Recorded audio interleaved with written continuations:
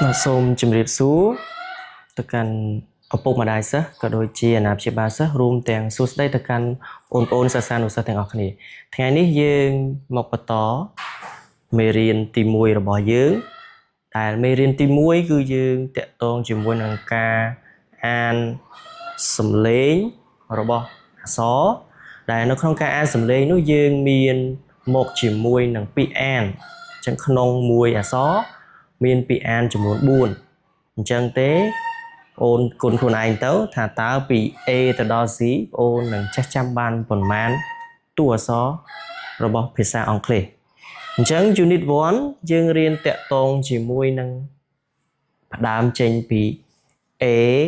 អពាក្យទី1ant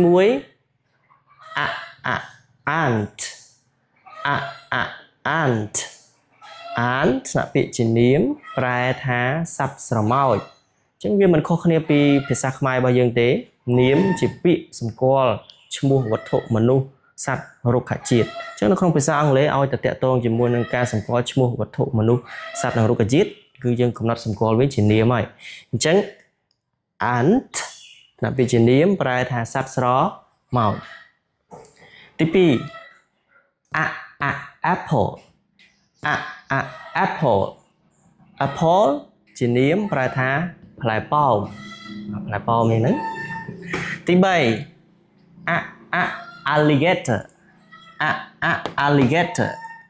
alligator ជានាមប្រែថាសត្វក្រពៀបាទមកដល់ទីនេះបងអូនឆ្ងល់លោកគ្រូសត្វក្រពៀហើយនិងក្រពើខុសគ្នាត្រង់ណា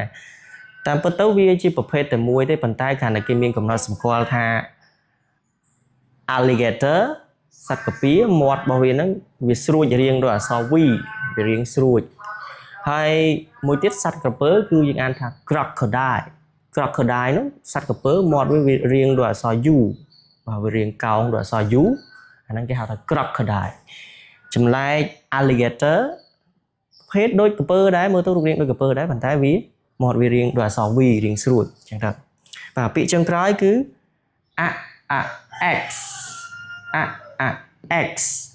x ជានាមប្រែថាពូថៅតោះអញ្ចឹងយើងទៅអានពីការចំណាំសូរទី1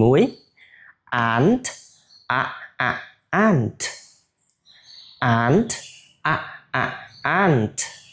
ទី2 apple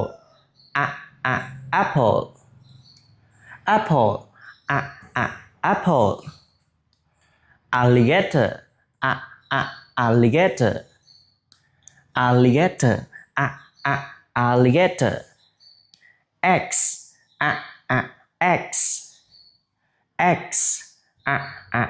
x អញ្ចឹងខាងក្រោមជួរខាងក្រោមតិចយើងលក្ខណៈថាច្រៀងយើងអាចថាច្រៀងក៏បានដែរព្រោះយើង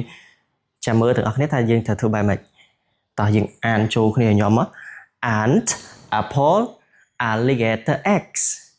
ant apple alligator x ant apple alligator x បាទអញ្ចឹងមេរៀនទី1របស់យើងគឺមានតែប៉ុណ្្នឹងទេអញ្ចឹង